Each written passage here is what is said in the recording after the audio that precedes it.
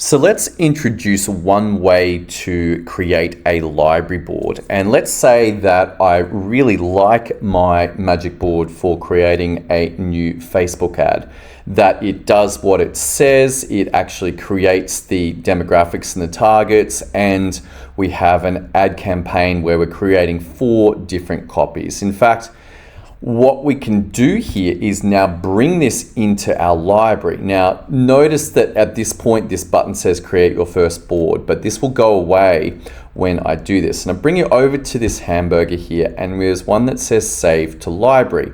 What we're going to do is click that, and this will give it the same name. And then we will have a choice here to save the board resources. This means that all of the results resources will come across. If you're not sure, then keep that activated. If you want to remove them completely, then turn them off or just create all of the lines in the results section, but none of the links. Let's go ahead and click save here. And what this is now doing is creating a copy of that fast start so that next time we want to use it, it's ready from the library. We don't actually have to go through and create all of those items. We can see here that it's come into this draft. And this section is our first time that we're into the library. We've got our library boards, which are our active ones that we can run, our draft ones, which is ones that we're working on, our archived ones for old library boards that we want to archive but do not want to have a look at. So let's come in here, and before we save it to the library, why don't we just edit it? And you can see that in here we have a couple of things. We can see that defining the ad's purpose has been brought across. We have all of the links that were brought in through here. And let's say that I don't want that one, then I can just click delete and it will remove that one. We can go ahead and do that for all of these, and these are all ready to go. We could change the person. We don't have any status. We don't have any due dates because this is a library board. It's a template that will be copied. When I come down here, I've got my demographics, and let's say that I don't want my 4th one. I'm going to delete that.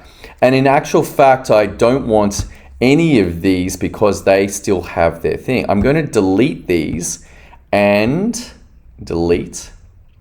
And finally delete. So I've cleaned up all of the templates that were specific for that. But let's say that I do want a blank template, then I'm going to come across and it will bring in that blank one from the process section. Let's bring that in. And finally and you know what? I'm just going to have 2. I just want 2. So now I've got my 2 blank templates. I'm very happy with this. I'm going to save it to the library. We can also do that from the draft here as well. It's moved out of draft and into our library, and you can see here that in our library we've just got this one board. Again, we can edit it or we can view it and have a look at what's going on. And then you know what? I like this. What I can do is run this. And let's say that this is for product 2, and I'm going to make it due for next Monday. When I click create run, it is going to make a copy of all of the items in that. You can see that the progress bar has been reset.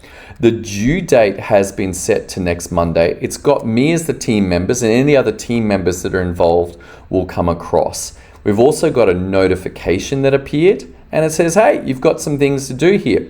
If I click this, it'll bring me through to the board itself. Let's go back here.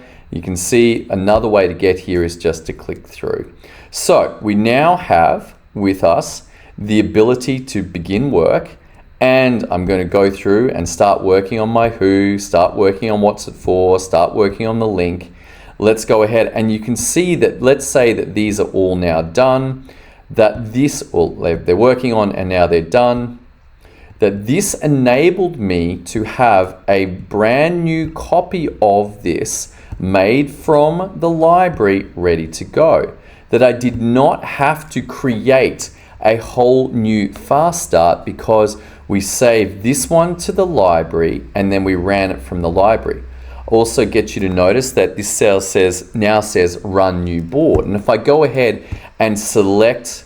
If I just leave it blank, it'll show me all of them. But as you get more library boards, being able to select them particularly is helpful. We're going to give it a name, which let's say we're now doing product 3. I'm going to set this for next Friday, and we're going to create this run. And now you'll notice that we can see that this one here is coming through and being created for product 3. So this is our first introduction to the library.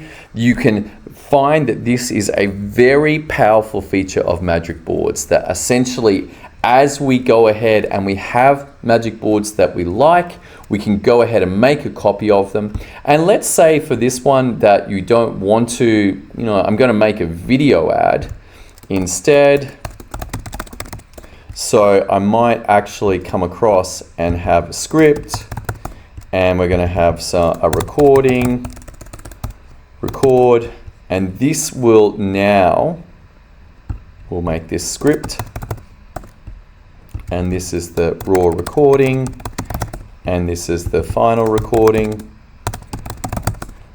That by doing this, I have not affected my library. When I come back into my library here, it is still the same, but I've been able to make changes on my on this video Facebook ad because I've been able to work in it and it doesn't affect the library.